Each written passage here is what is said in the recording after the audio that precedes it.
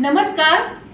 गोदागिरी form मधील food as a medicine या सिरीजमध्ये तुम्हा सर्वांचं मनपूर्वक स्वागत. तर आज मी एक महत्त्वाचा विषय तुमच्यासमोर घेऊन आले आहे.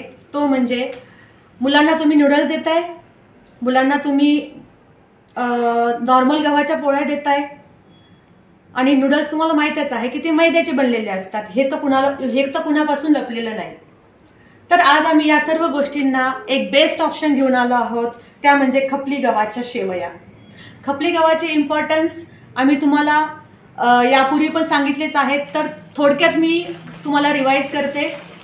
खपली गव्हामधनं आपल्याला विटॅमिन B1, B2 मिळतं. दुसरी गोष्ट मिनरल्स, आयरन आणि मॅग्नेशियम मिळतं. आणि ग्लायसेमिक इंडेक्स लो असल्यामुळे डायबेटिक पर्सनच्या शुगर लेवल स्टेबल ठेवतं. आणि तिसरा महत्त्वाचा फायदा म्हणजे हाय फायबर असल्यामुळे डायजेशनसाठी चांगलं आहे.